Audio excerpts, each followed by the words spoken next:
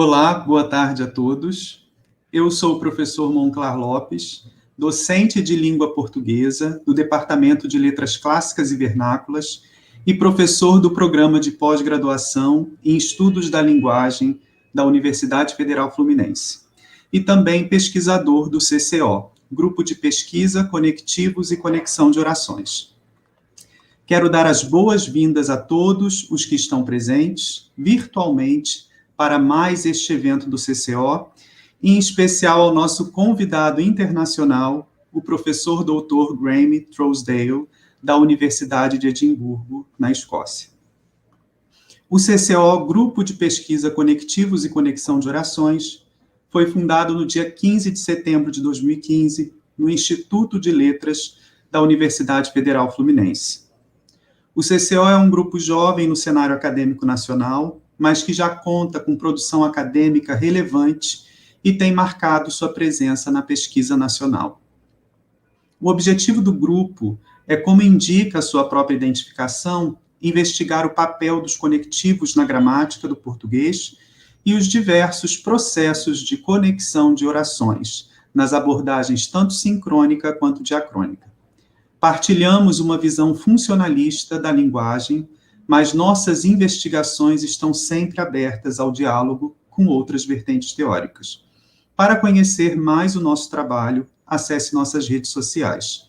Nosso site, cco.sites.uf.br, nosso Instagram, @cco.conectivos, nosso perfil no Facebook, facebook.com/conectivos.cco.1, e nosso canal no YouTube, que é o canal que estamos utilizando neste momento.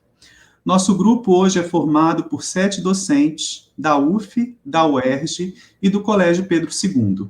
Professor Ivo Rosário, eu, professor Monclar Lopes, professora Ana Paula e professora Ana Cláudia, da UF, professora Milena Aguiar e a professora Ana Beatriz Arena, da UERJ, professor Tarlis Gervásio, do Colégio Pedro II.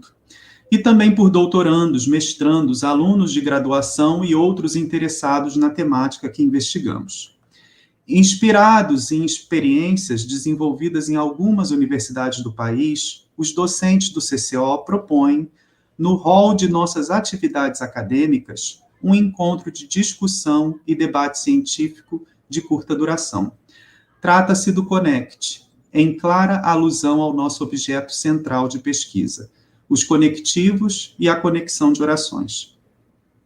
O CONECT acontece bimestralmente, sempre com a participação de um pesquisador convidado, de membros do CCO e de interessados no tema. A estrutura desse evento consiste em 2 partes centrais, uma conferência e um debate. O CONECT é um evento de qualidade, gratuito, o que reforça nosso compromisso fundamental com uma universidade pública e aberta à sociedade. O conhecimento produzido na academia precisa ser capilarizado para além das paredes da instituição. Esse é um dos focos do CONECT. Ao contrário do que dizem por aí, trabalhamos muito e somos totalmente responsáveis pelo que produzimos. Nosso trabalho é sério e comprometido, e nosso grande objetivo é render frutos para a sociedade. Em tempos de pandemia, precisamos nos reinventar. Esse duro período tem nos mostrado enormes dificuldades, por um lado, mas também algumas potencialidades, por outro. Uma dessas potencialidades é justamente a promoção deste evento de forma online. Além disso, temos a oportunidade de prestigiar um convidado internacional sem os gastos típicos que esta atividade demandaria. Um aviso importante: para garantir seu certificado de ouvinte de forma gratuita, os participantes desta atividade deverão preencher o formulário eletrônico, que será postado no chat ao longo da atividade. Basta que esse formulário seja preenchido uma única vez. Em até 20 dias, você receberá o certificado de participação em seu e-mail. Ao longo dos 5 anos de nosso grupo de pesquisa, promovemos 6 edições presenciais do CONECT. Tivemos a honra e a alegria de receber professores da Universidade Federal Fluminense, a professora doutora Mariângela Rios de Oliveira, o professor doutor Eduardo Kennedy, e convidados externos, a professora doutora Vânia Dutra, da UERJ, a professora doutora Thaisa Pérez de Oliveira, da UFMS, e o professor doutor Edivaldo Balduino Bispo, da UFRN. No ano passado, o CONECT contou com a sua modalidade à distância, o primeiro e o segundo CONECT Virtual, em que recebemos 2 professores estrangeiros, o professor doutor Scott Schwenter, da Universidade Estadual de Ohio, nos Estados Unidos, que tratou do seguinte tema: peraí, um marcador discursivo universal, derivado de imperativo. O professor doutor Christian Lehmann, da Universidade de Erfurt, Alemanha, cuja conferência teve o seguinte título: Estrutura do domínio do nexo, um capítulo de gramaticografia. Neste ano, recebemos em abril o professor Dr. Martin Hilpert, da Universidade de Neuchâtel, Suíça, com a conferência Doing Unruly Things Together, Collaborative Insubordination. Hoje é com muita honra que o CCO recebe virtualmente o seu 4º convidado internacional, o professor Dr. Graeme Trousdale, uma grande referência para os estudos em abordagem construcional da gramática. Our guest is a professor of linguistics and English language at the School of Philosophy, Psychology, and Language Sciences in the University of Edinburgh. He is Master of Science, University of Edinburgh, Doctor of Philosophy, University of Edinburgh, and Bachelor of Arts, University of Manchester. His main research interests involve the fields of constructionalization and constructional changes, English historical linguistics, and cognitive linguistics, especially construction grammar. Many of his publications have been a great reference for our studies, in especially Constructionalization and Constructional Changes, 2013, written in cooperation with Elizabeth Kloss-Krogot. Professor Trousdale will have about 40 to 6 minutes for his speech. During his talk, participants may write questions in the YouTube chat box. In the end of the talk, some of the questions will be chosen and addressed to our guest. Once again, I'd like to thank everyone's participation. Okay, now I invite Professor Graeme Trousdale to start his talk, whose title is Near Merges in Constructional Change, the History of the English Discourse Markers, Nonetheless and Nevertheless. Okay, thank you, Graeme. Thank you, Mokhtar. Bon tarde, everybody. It's really lovely to be here and to have the opportunity to talk to you a little bit about some of my research.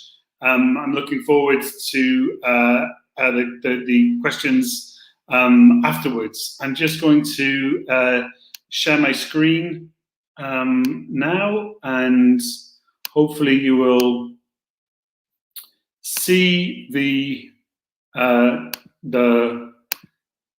presentation. Okay, so yeah, my talk is going to be about trying to think about some almost like a kind of phonological concept, the notion of merger and near merger, and how this might be relevant to understanding some of the patterns in constructional change. And I'm going to focus on the development of 2 English discourse markers, nonetheless and nevertheless. And I want to look at the ways in which these 2 discourse markers are similar to one another and the ways in which they are different, how their changes have brought them close together, whether there is sufficient overlap in their functions to allow us to think about potential mergers or near mergers. So I'm very grateful for this opportunity to talk to you, and as I say, I look forward to the questions after my talk.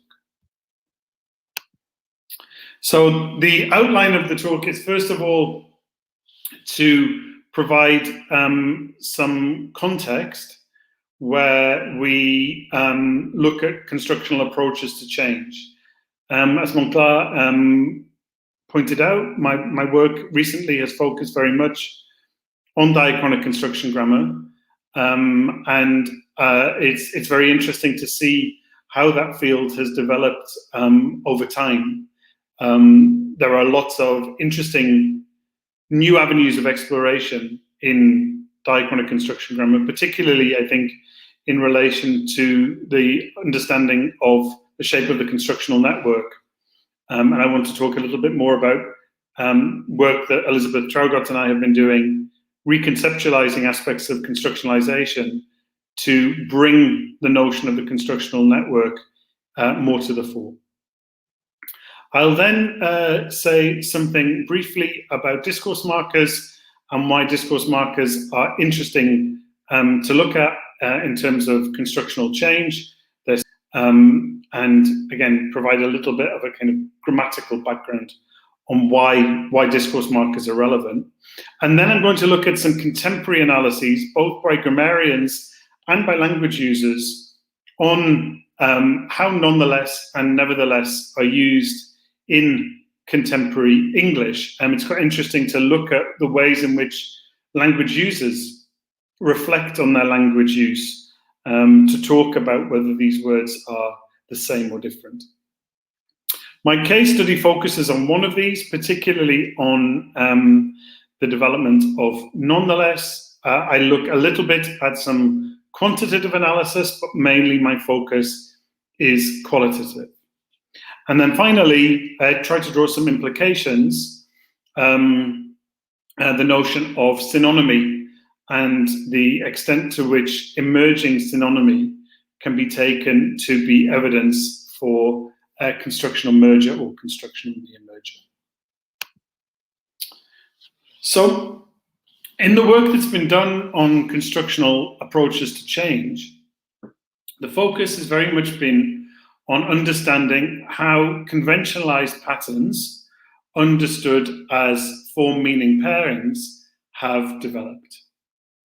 Important in a discussion of this approach to historical linguistics has been the distinction between motivations and mechanisms. In our 2013 book, Elizabeth Traugott and I identified parsing and analogical thinking as motivations for change, and neo-analysis and analogization as mechanisms of change.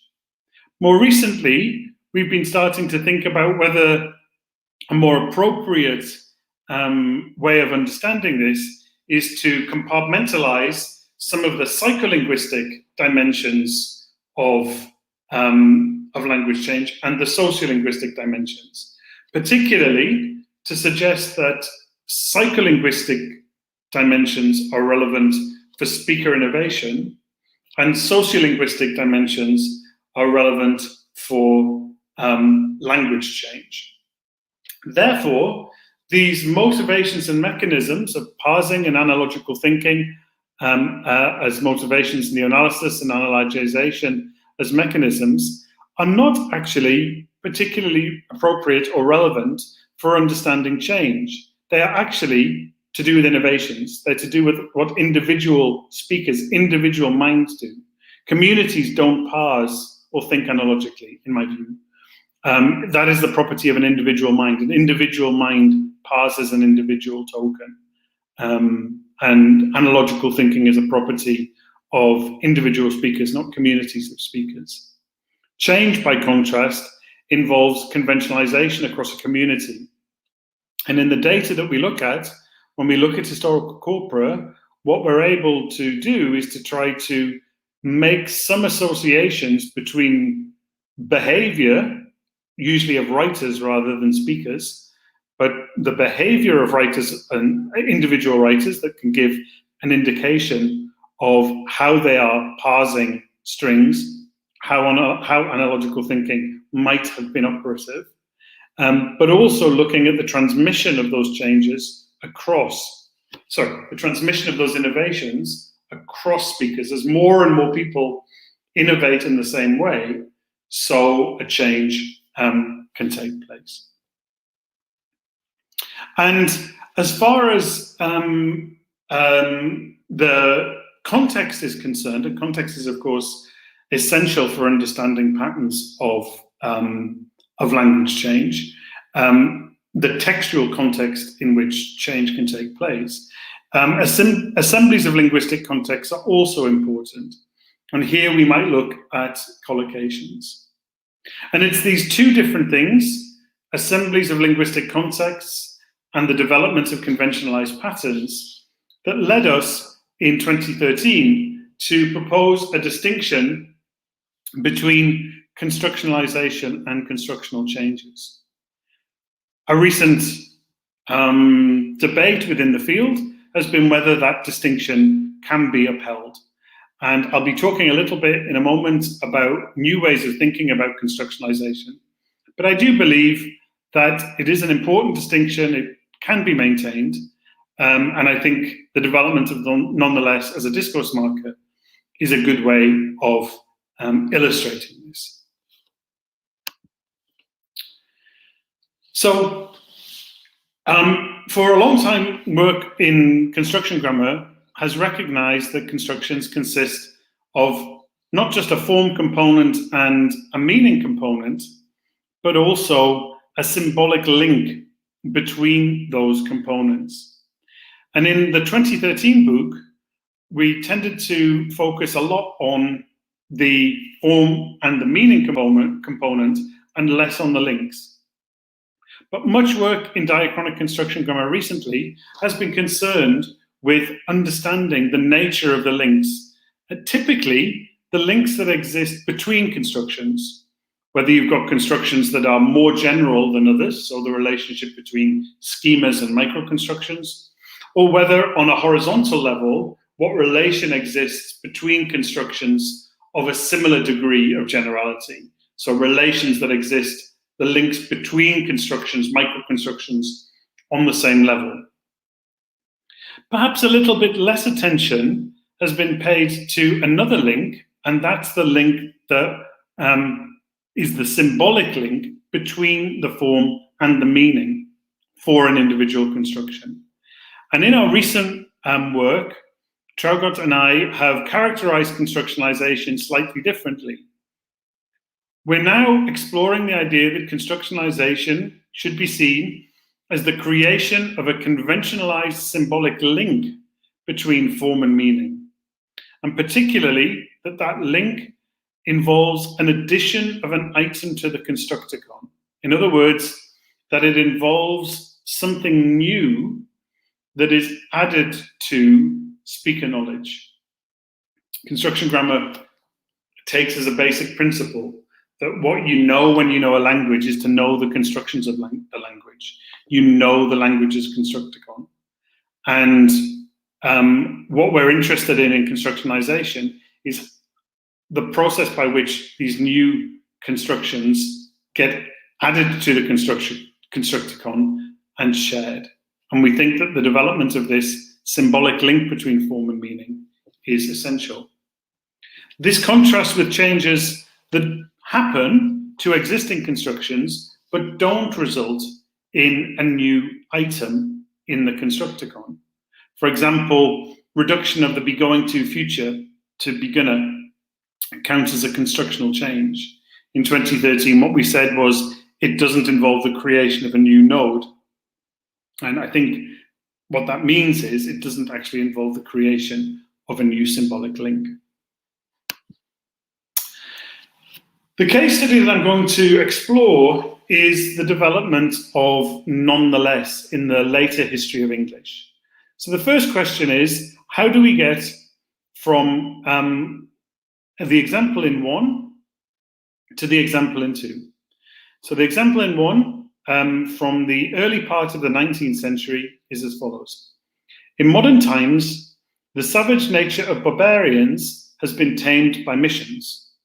But although antiquity knew and could know none such, the early part of our present inquiries proves that political and mercantile ends were none the less connected with sanctuaries and oracles. We notice that in this representation in the early 19th century, that nonetheless appears as 3 separate words. Obviously, typographical and orthographic properties aren't necessarily the most compelling evidence, potentially, of variation and change. But we do notice that this is not the case in the contemporary language. When people write nonetheless, they will write it as you get into a great and powerful man, but a man nonetheless. So I think the orthographic development is indicative of the fact that the unit is processed as a whole, as a chunk.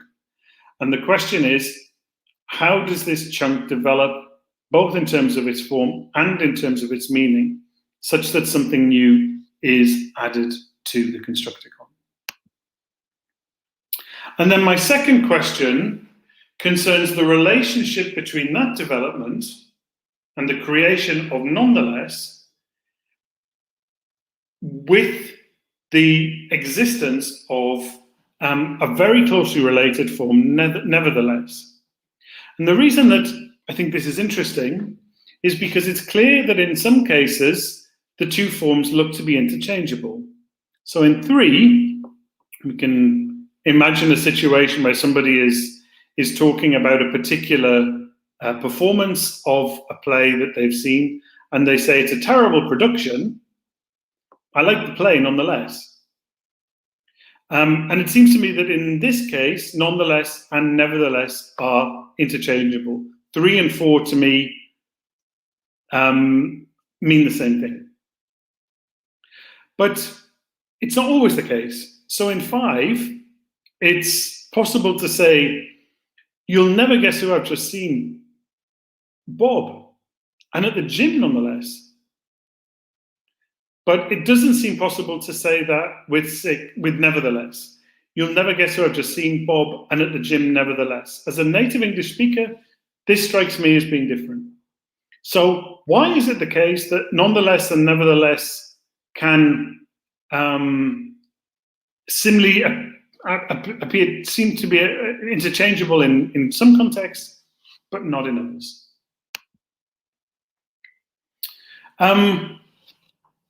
Now, both nonetheless and nevertheless are discourse markers in present-day English.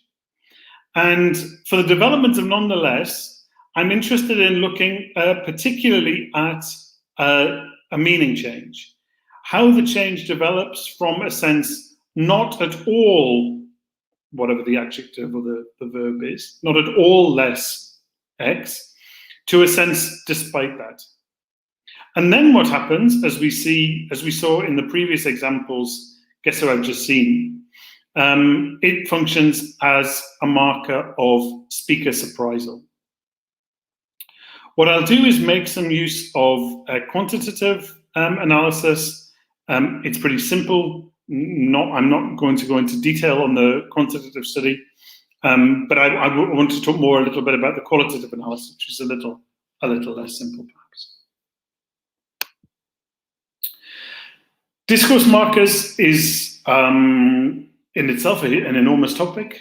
And I just want to point out here that I'm going to use the term discourse marker following people like Fraser. In other words, I'm seeing them as constructions which are contextualizing cues and processing instructions about how to interpret one particular discourse segment in relation to another.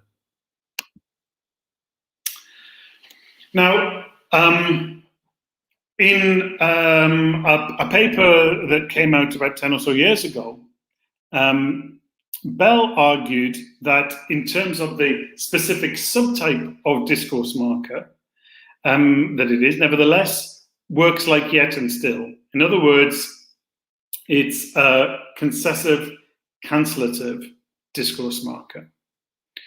In a sequence P, discourse marker, cancellative Q, in other words, where P and Q are D1 and D2 from the previous slide, a cancellative marker provides an instruction as to what aspect of information in the form of a derivable assumption from the prior discourse P, either globally or locally, is to be cancelled by the current message Q.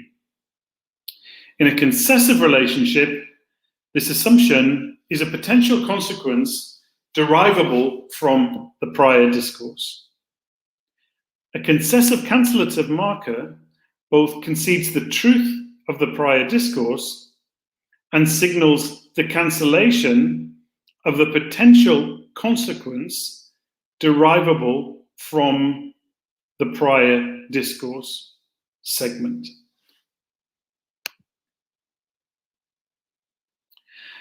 And in a footnote in that article, Bell suggests that nonetheless is what he calls an allomorph of nevertheless. And this is an unusual claim given the nature of allomorphy. The forms do not appear to be in complementary distribution, but I think that Bell is making a very important point to do with the way in which nonetheless and nevertheless overlap in their meaning distributions. Many language users find it hard to distinguish nevertheless from nonetheless. Here's an example from an internet discussion, again about 10 years ago, where people comment on the distinction between nonetheless and nevertheless. Some people say that there is no distinction. Okay, the first contributor says, "I don't find the slightest hint of the distinction you are making." But then when people dig into it and make alternative suggestions, this poster starts to see that it could be more complicated than they imagined, that there is a distinction between a word nonetheless and a phrase nonetheless. So it seems to me that speakers of English can see these words as being largely synonymous, but when questioned about it and when pushed on it, they can start to see some kinds of differences.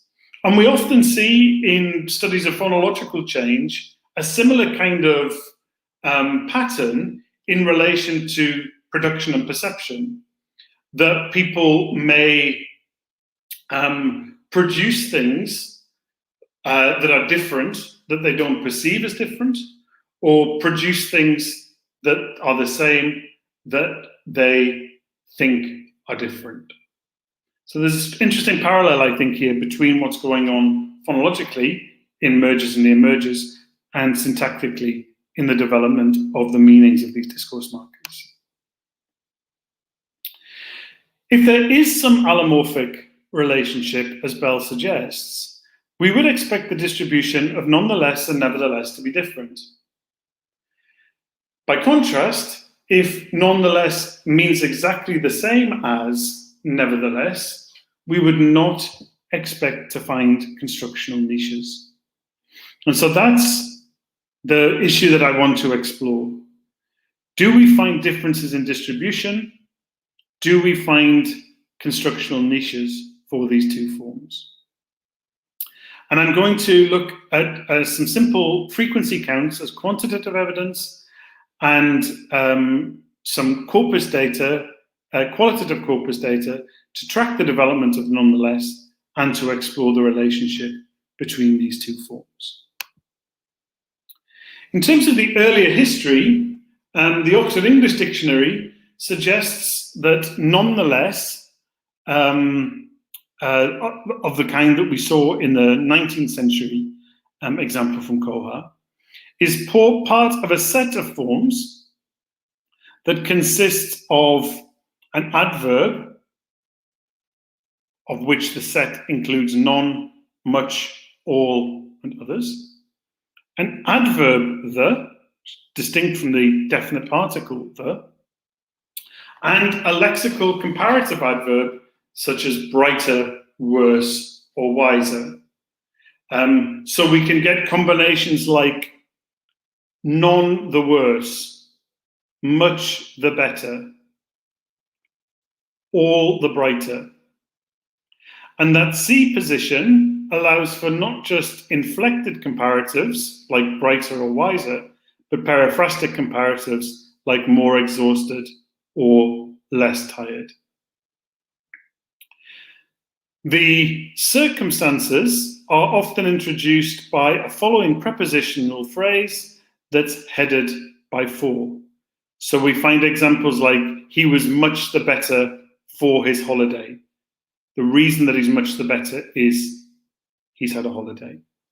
And nonetheless is simply one micro construction that's part of this suite of expressions. So we could represent the construction as follows, that we have this combination of non, the, and then less x, with the meaning not at all, less, and then whatever the semantics of the expression less x is. Notice that even in an older definition of what constitutes a construction, nonetheless x would count because we have an unfamiliar element. The functioning adverbially here is distinct from the use of the as a definite article, even though they are homophonous. So we have an irregular expression. You have to learn this as a distinctive unit.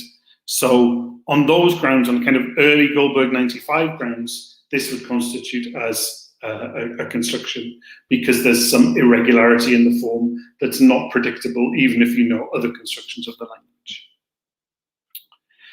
And the crucial context here is the periphrastic comparative form.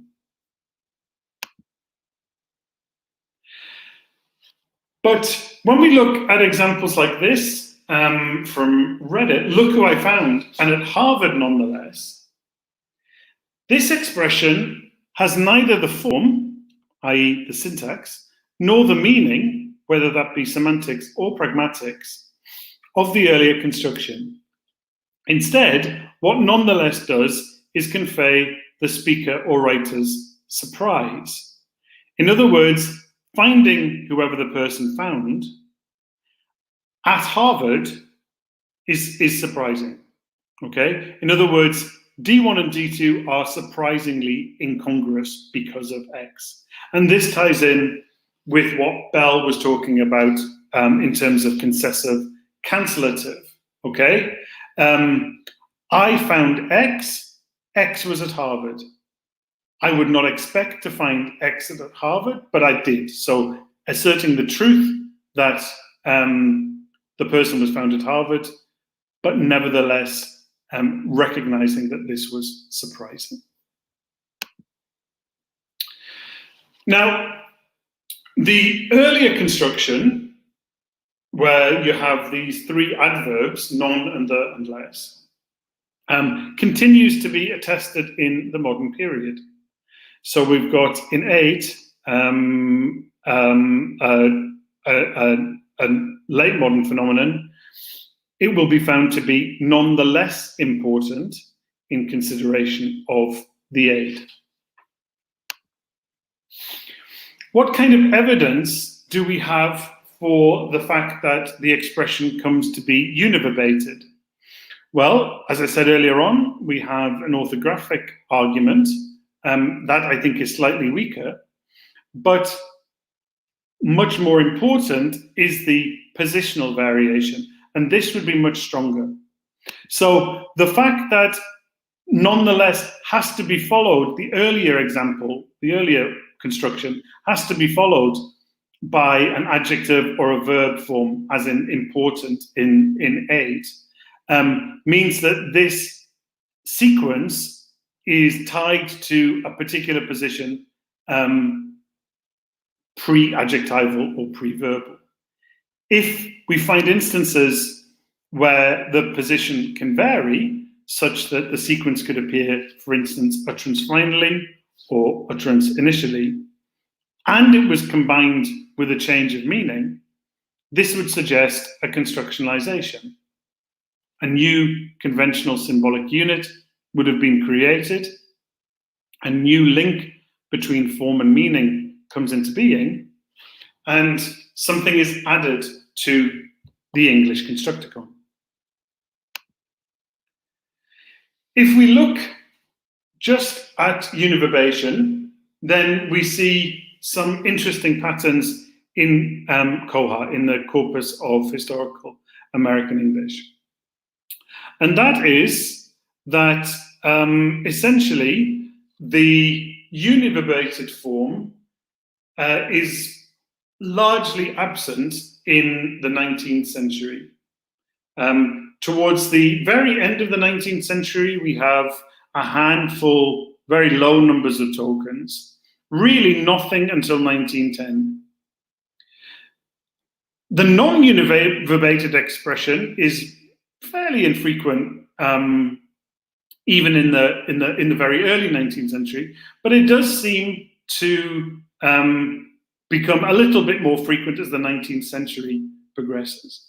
But what we see in the 20th century is a significant uptick in the token frequency of the univerbated expression, and a consequent decrease in the non-univerbated expression, which returns to its very, very low level by the 1970s.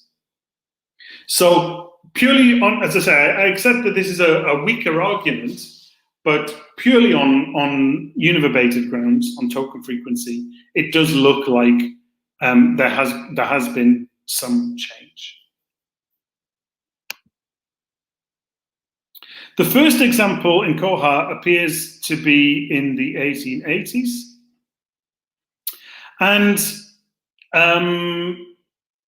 it appears in this bit of text. Weeds and parasites have the odds greatly against them, yet they wage a very successful war nonetheless. And I think that this is interesting. I'll come back to this later on in the talk. But what makes it unusual is its final position. We'll see that the final position is relatively infrequent, and yet the first example that we've got in COHA is of this appearing in the final position. As I say, I'll return to this in a moment. Another interesting property of this, a new use of nonetheless in a univerbated sense in the late 19th century, is that a lot of the early examples appear to be in the work of Henry James. There's a few examples, for instance, in The Turn of the Screw. Now, again, I don't want to go into too much on the kinds of stylistic patterns of individual authors, but James is known for his distinctive literary style. And I think it's interesting that in The Turn of the Screw, particularly, the use of such a kind of concessive cancellative discourse marker should be relatively frequent. As I say, it's not a very common expression, as far as we can tell, at the time at which James is writing, and yet he seems to be picking up on it and using it in a way to increase the sense of doubt that the reader might have about the veracity of what the governess in The Turn of the Screw is saying. Again, I'm not going to go too much into the specific literary analysis of that novel, but I think it's interesting that it should be something that James seems to have picked up on. Now, here I return to this notion of positional variation. As I said, I think that the question of positional variation with nonetheless is a stronger argument for change than simply orthographic univerbation. So what is the position of nonetheless relative to the clause that it modifies? So we've got initial position in blue, medial position in orange, and then final position in grey. And again, what we see is that in the early part of the 20th century, the distinction is between the initial and medial position, with the initial position taking the lion's share of the tokens. So what we've got here is roughly 3 in 4 instances we'll have nonetheless as a way of introducing the second bit of discourse. In the 1930s, we start to see some use of nonetheless in this final position. But again, it's pretty infrequent until we get to the 1970s. And in the 1970s, it looks like the 3 positions are roughly equally distributed, okay? So we see no instance of final position and then some increase. We see a decrease in the use of initial position in the early part of the 20th century, as particularly in the 1940s, medial position increases. And then from the latter half of the 20th century onwards, what we see is, again, a slight increase in the use of nonetheless in final position. By the 2000s, it's representing about 40% of all of the tokens. So it seems to me that the fact that nonetheless can appear in this final position increasingly is a much stronger argument. The orthographic evidence supports it, but the positional variation is a much more clear-cut example that we've shifted away from this a sequence of adverbs, the fact that nonetheless belongs historically to a set like much the worse, to a new discourse marker function. This seems to be clear from this positional change that we see in the corpus in the 20th century. So how does nonetheless work as a discourse marker? Well, it seems to me that it undergoes a kind of analogization, which, as we argue in our 2013 book, is a subtype of reanalysis. My hypothesis is that the analogization is based on analogical thinking relating to the exemplar nevertheless. In other words, it becomes a concessive, cancellative discourse marker. It has the formal structure that we see on this slide, where the meaning is that the second part of discourse concedes the truth of the first part of D1 while cancelling an assumption that arises from it. And this will happen as a result of, or this can be argued to have happened, or be facilitated at least, by the close formal similarities between nevertheless and nonetheless. The increase in frequency in final position seems to relate to subjectivity and particularly to intersubjectivity. At the very least, examples like 7, repeated as 12 below, are clearly subjective. There is a tendency for final position discourse markers to be intersubjective and to pay particular attention to the interlocutor or to the reader in the case of written texts. But even if nonetheless in example 12 is not intersubjective, it's certainly subjective. And again, I would argue that increased frequency in final position facilitates this change. So it's clear that in some cases, nonetheless and nevertheless appear to be interchangeable. And we see this with example 13. In the early days, no great speed was attained. The oarswomen wore long, swishing skirts, full sleeves, sailor collars, sailor hats cocked at perilous angles, and used large, heavy rowboats. Nonetheless, they had fun singing on the lake. Okay, so again, clear example of this cancellative function, despite the fact that there were all of these difficulties for the oarswomen, they had fun. Okay, and in that case, nonetheless and nevertheless, both could be used. And you'll see in example 13 that nonetheless has this, it's in this initial position, which is the most frequent in this early part of the 20th century. This example comes from Time in 1928. It's also true, though, in cases where the discourse marker is final.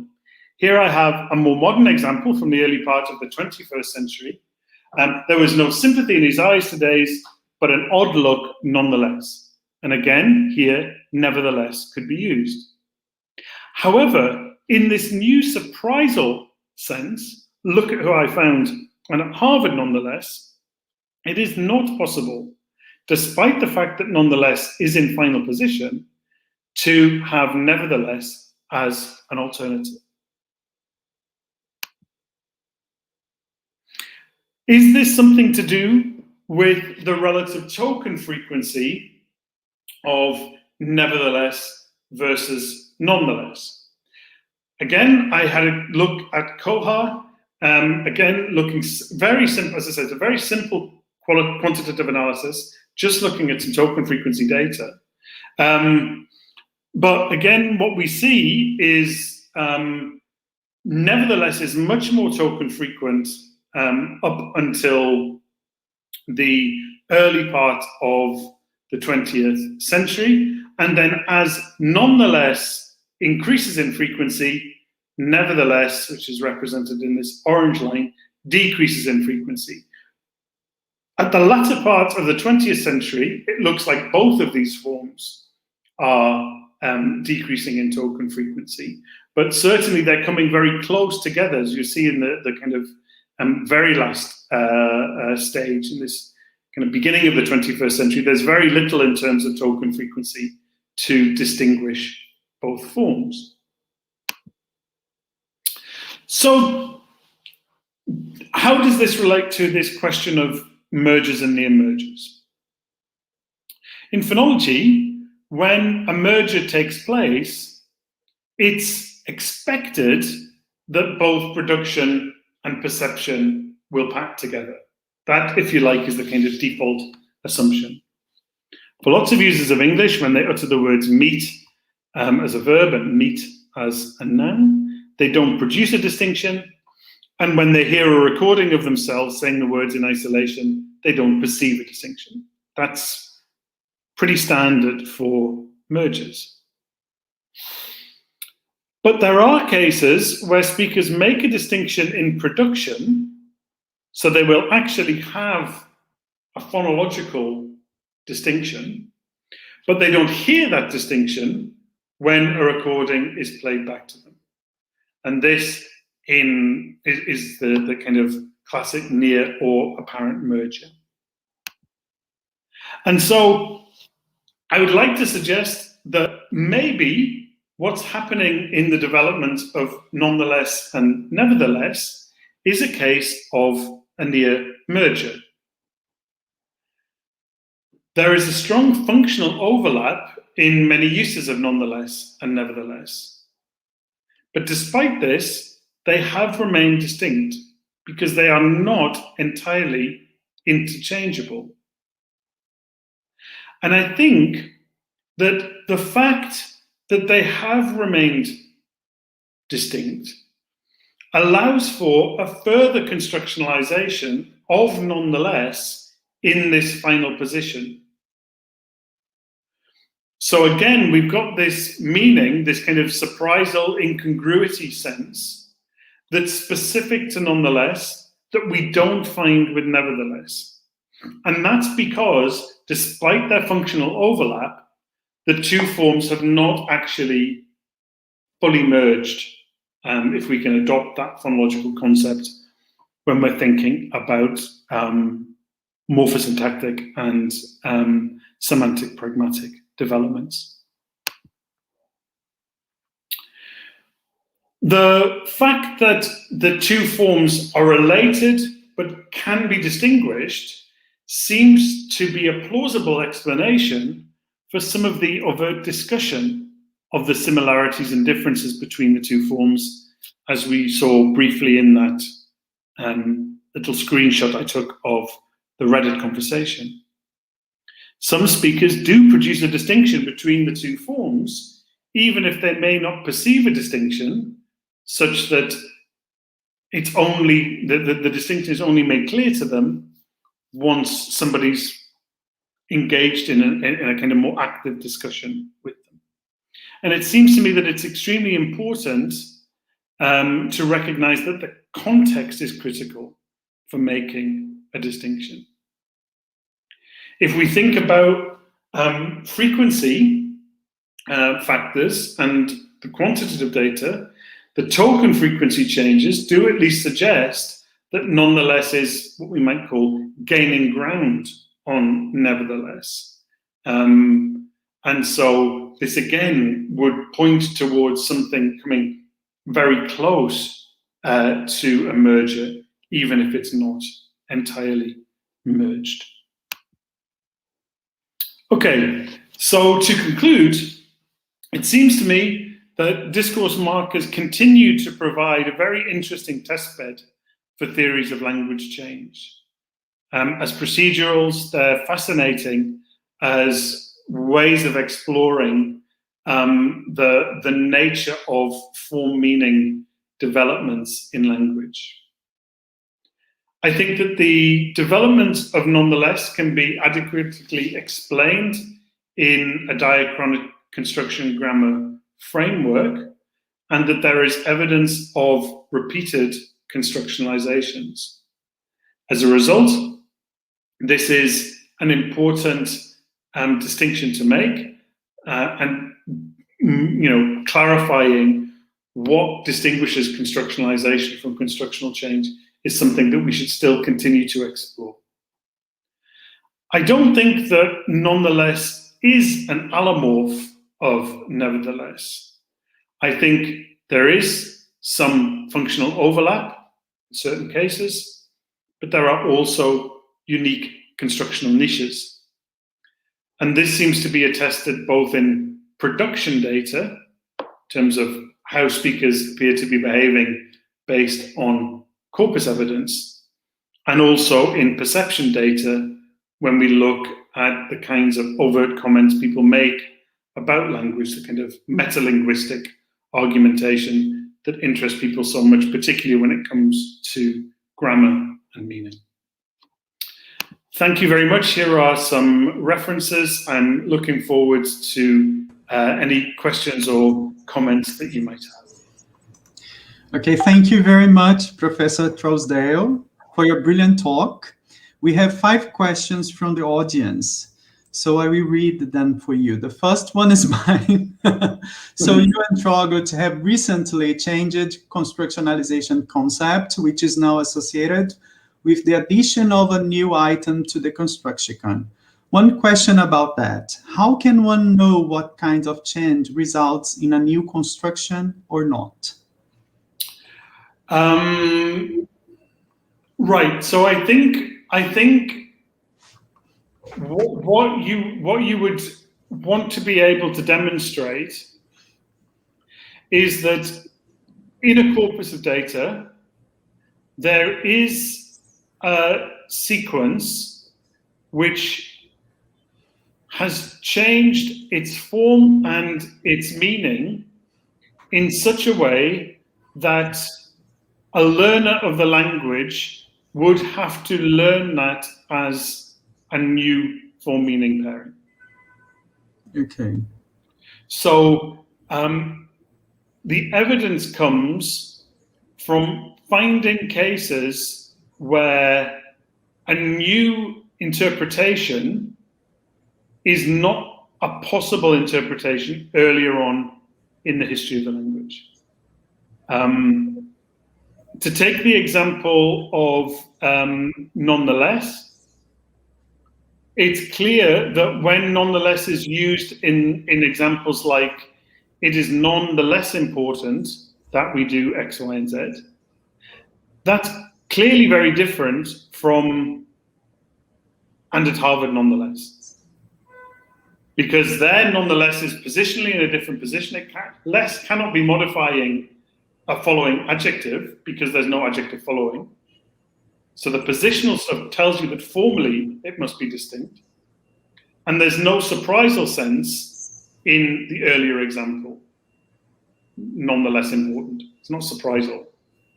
So those two things taken together, there's no way a language user, somebody who uses English, can work that out.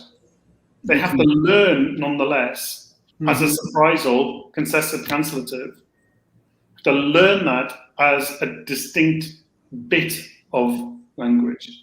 And that's not the case earlier in the corpus data, as far as we can tell. So that would be my example. That would be my explanation. That you have to look at a corpus and see what the conventions are. Have the conventions changed? Okay, thank you for the explanation. So now the next question, okay? It's from Ivo.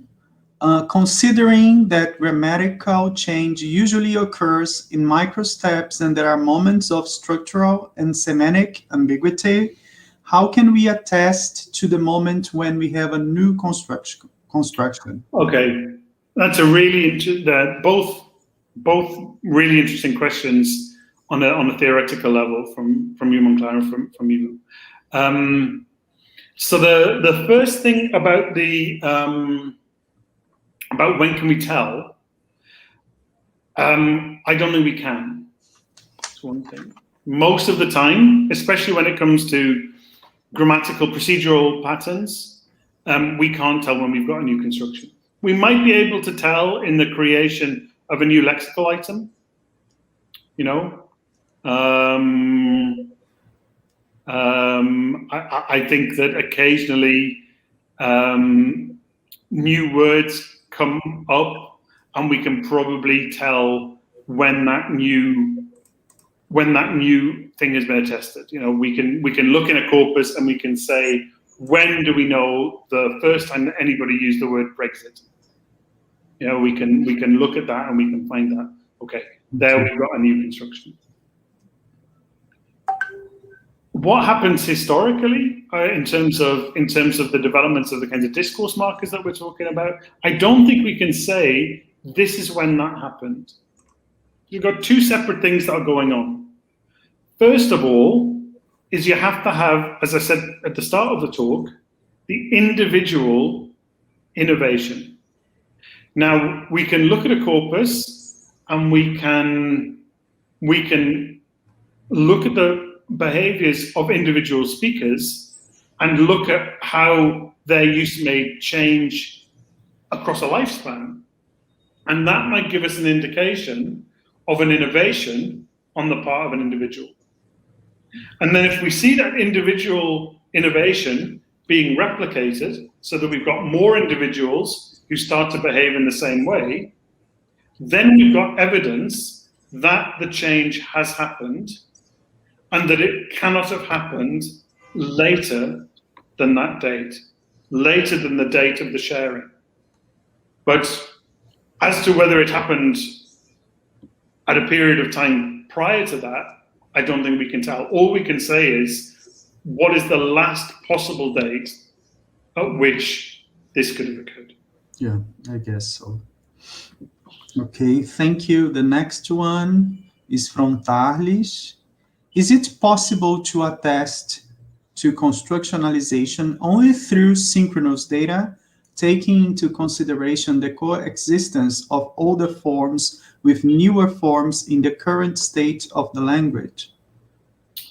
That again is a really interesting question rather. I suppose I would want to know, how do we know that something's an older form? if by an older form what we mean is that it is something that's, a form that's used proportionately more by older speakers who aren't using a form that younger speakers are using, then, taking into account all of the kind of work that's done by variation of sociolinguists to distinguish between age grading and ongoing change. If the patterns are consistent with the principles of ongoing change in variation of sociolinguistics, I suppose it would be possible to suggest that we can look at constructionization synchronically. But for me, what you're doing there is taking a snapshot of diachrony. It's still actually a diachronic phenomenon because you're looking just within, the developments across a certain generation. And we could do a similar kind of thing with the historical corpus if we had the evidence about the birth dates of the speakers and writers who provided the data for that corpus. So I think that in a sense, once you take a snapshot of synchronic variation that's got age as a speaker variable, you're still essentially doing historical work. Okay, thank you. So the next one's from Ana Beatriz Arena, UERJ. Do you consider that occurrences of nonetheless in initial or medial positions are more synthetic than those in final ones? Ooh, that's a very good question. I hadn't thought about that.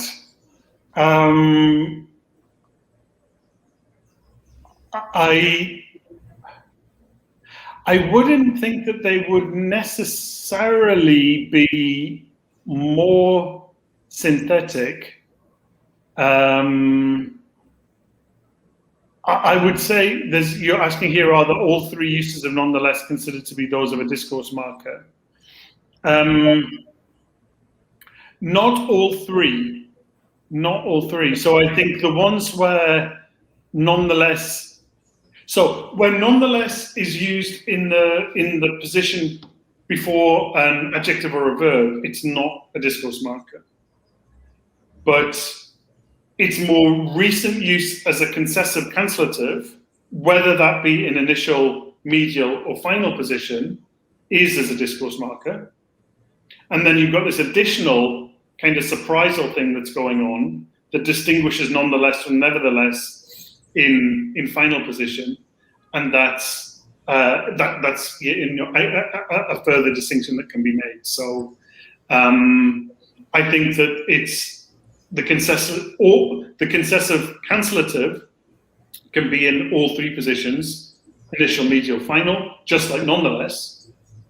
But then this surprisal addition, this kind of additional surprisal marker, the much more subjective and arguably intersubjective function, is unique to nonetheless in final position.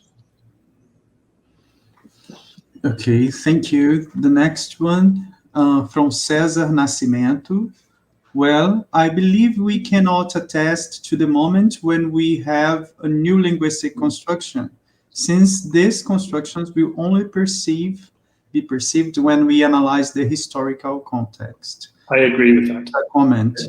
Yeah, I agree with it entirely. I think